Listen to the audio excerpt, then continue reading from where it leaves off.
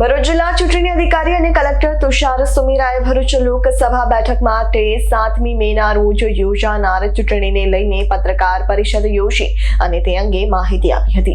જિલ્લા કલેક્ટરે જણાવ્યું કે ભરૂચની 5 વિધાનસભા બેઠકો સહિત વડોદરાની 1 અને નર્મદા જિલ્લાની 1 મળીને કુલ 7 વિધાનસભા બેઠકોનો સમાવેશ થાય છે, જેમાં કુલ 17, 18, 794 મતદારો માટે 1893 બૂથોનું આયોજન કરાયું છે, જેના ઉપર 7055 કર્મચારીઓ ફરજ બજાવશે। આ વખતે 5 દિવ્યાંગ, 5 મોડલ, 50 મહિલા સહિતના સંચાલિત મતદાન મથકો હશે।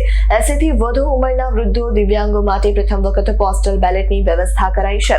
ભરૂચ બેઠક માટે ચૂંટણીનું જાહેરનામું 12 એપ્રિલે પ્રસિદ્ધ થશે। 19 એપ્રિલે ઉમેદવારી પત્રો ભરવાની છેલ્લી તારીખ તેમજ 20 એપ્રિલે ઉમેદવારી ચકાસણી અને 22 એપ્રિલ સુધી ફોર્મ પરત ખેંચી શકાશે।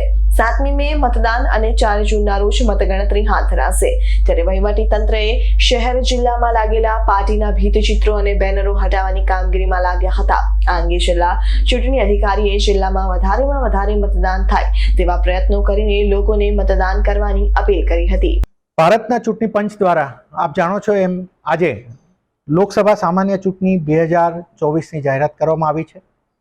એ જાહેરાત થતાં જ આદર્શ આચાર સંહિતાનો અમલ શરૂ થઈ જાય છે।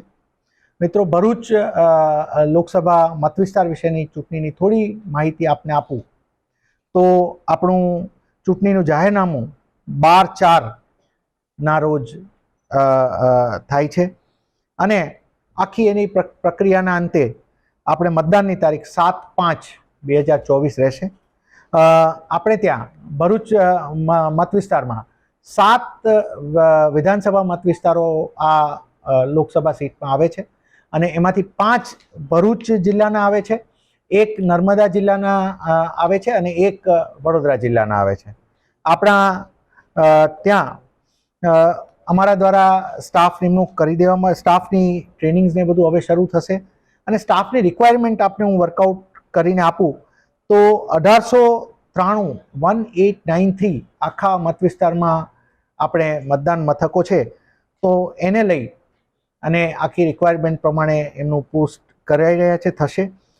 મતદારોની સંખ્યા હું આપને આખા લોકસભા મત વિસ્તારની ગણાવું તો 8,75,104 પુરુષ મતદારો, 8,27,607 મહિલા મતદારો અને થર્ડ જેન્ડરના 83 મતદારો, એમ કરીને કુલ 17,18,794 મતદારો આમાં ભાગ લેશે।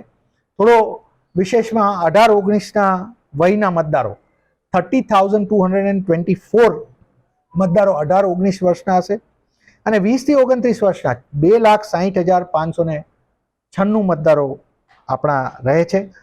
80+ મતદારો અમારા 80 યર્સ એન્ડ અબોવના મતદારો 28,305 રહેશે અને PWD એટલે કે દિવ્યાંગજન મતદારો અમારા 12,497 રહેશે।